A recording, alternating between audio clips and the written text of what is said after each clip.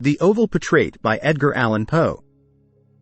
The chateau into which my valet had ventured to make forcible entrance, rather than permit me, in my desperately wounded condition, to pass a night in the open air, was one of those piles of commingled gloom and grandeur which have so long frowned among the Appennines, not less in fact than in the fancy of Mrs. Radcliffe.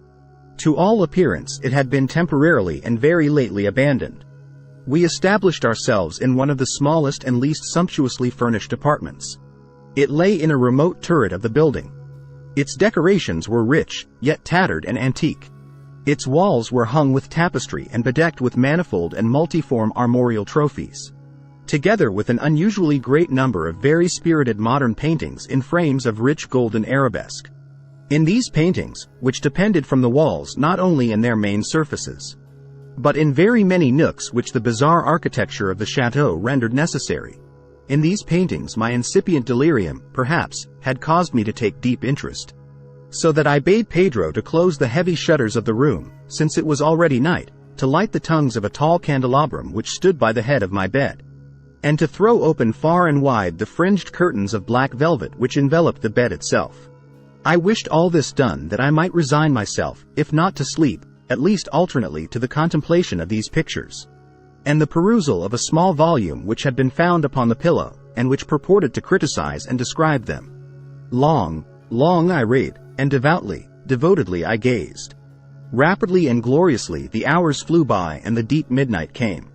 The position of the candelabrum displeased me, and outreaching my hand with difficulty, rather than disturb my slumbering valet, I placed it so as to throw its rays more fully upon the book. But the action produced an effect altogether unanticipated. The rays of the numerous candles, for there were many, now fell within a niche of the room, which had hitherto been thrown into deep shade by one of the bedposts. I thus saw in vivid light a picture all unnoticed before. It was the portrait of a young girl just ripening into womanhood. I glanced at the painting hurriedly, and then closed my eyes. Why I did this was not at first apparent even to my own perception. But while my lids remained thus shut, I ran over in my mind my reason for so shutting them. It was an impulsive movement to gain time for thought, to make sure that my vision had not deceived me, to calm and subdue my fancy for a more sober and more certain gaze. In a very few moments I again looked fixedly at the painting. That I now saw aright I could not and would not doubt.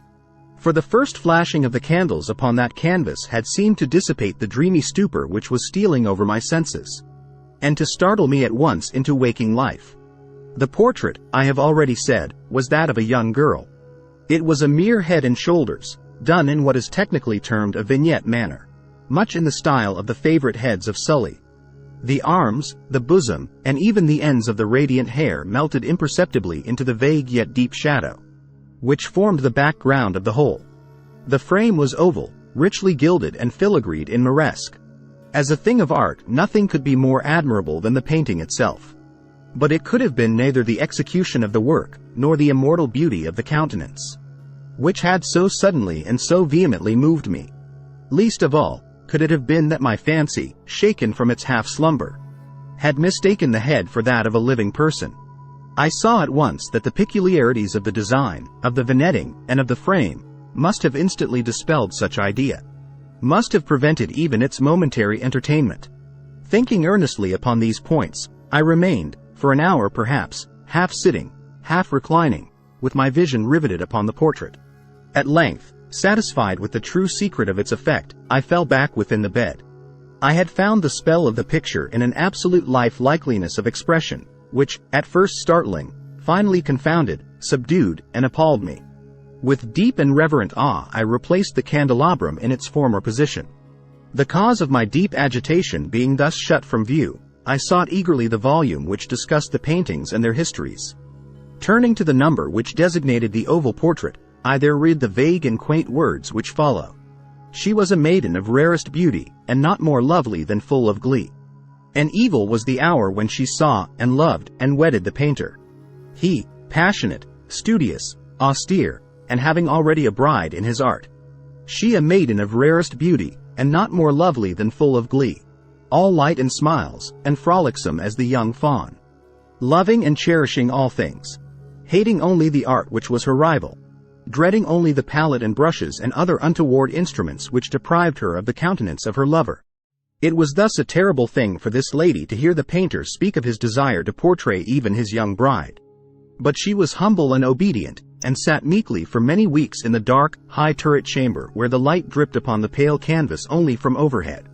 But he, the painter, took glory in his work, which went on from hour to hour, and from day to day.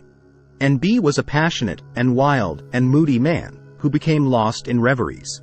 So that he would not see that the light which fell so ghastly in that lone turret withered the health and the spirits of his bride, who pined visibly to all but him. Yet she smiled on and still on, uncomplainingly, because she saw that the painter, who had high renown, took a fervid and burning pleasure in his task, and wrought day and night to depict her who so loved him, yet who grew daily more dispirited and weak. And in sooth some who beheld the portrait spoke of its resemblance in low words, as of a mighty marvel, and a proof not less of the power of the painter than of his deep love for her whom he depicted so surpassingly well. But at length, as the labor drew nearer to its conclusion, there were admitted none into the turret. For the painter had grown wild with the ardor of his work, and turned his eyes from canvas merely, even to regard the countenance of his wife. And he would not see that the tints which he spread upon the canvas were drawn from the cheeks of her who sat beside him. And when many weeks bad passed, and but little remained to do, save one brush upon the mouth and one tint upon the eye, the spirit of the lady again flickered up as the flame within the socket of the lamp. And then the brush was given, and then the tint was placed, and, for one moment, the painter stood entranced before the work which he had wrought. But in the next, while he yet gazed, he grew tremulous and very pallid, and aghast, and crying with a loud voice, "This is indeed life itself," turned suddenly to regard his beloved. She was dead,